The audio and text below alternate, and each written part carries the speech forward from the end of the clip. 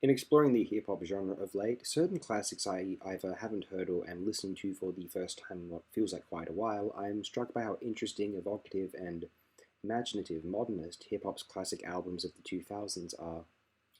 From Deltron 3030 to Blueprint and Black Album to Cold Vein, Labor Days, Mad Villainy, all Doom releases, Kanye's quadrilogy, that Mac Dre Dragonomics masterpiece.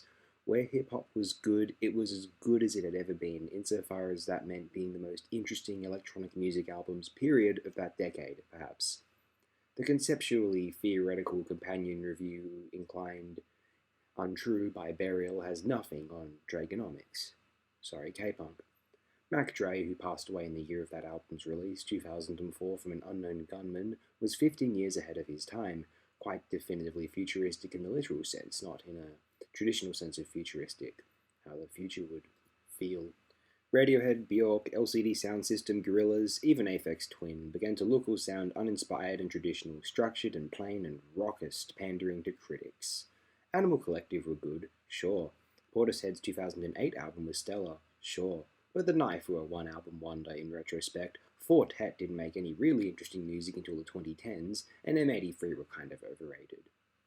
Even Germany and Japan wheeled out former veterans Klaus Schulze and Susumu Yokota, who composed admittedly satiating, stirring, even absorbing soundscapes, but they ceased to sound futuristic by the late 1990s, or even by the late 1980s if one really wants to be a sonic archaeologist about it.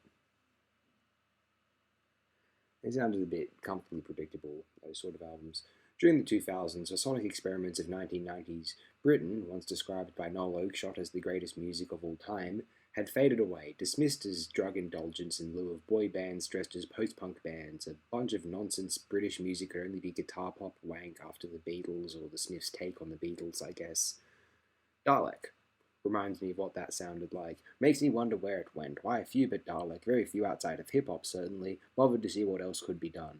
There was plenty more to be done. There are incredibly interesting albums being released in the 2010s and on, thanks likely to independent labels and wider liquefied ethereal methods of distribution now, streaming and whatnot, hip-hop, electronic or otherwise. Lil Ugly Mane, Death's Dynamic Shroud, Injury Reserve, Visible Cloak, Cities of Eve, whoever was responsible for that Lingua Ignota album, Brockhampton or Ramona Langley.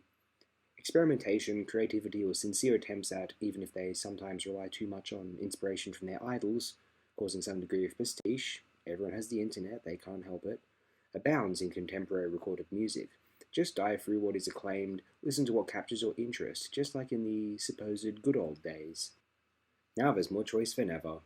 You decide if that is good or bad. If it dilutes, or if it improves the total mass sum of good feelings. Good art is good art. People are scared of standards slipping. Be scared of obligations instead. That is the death of art appreciation, for sure.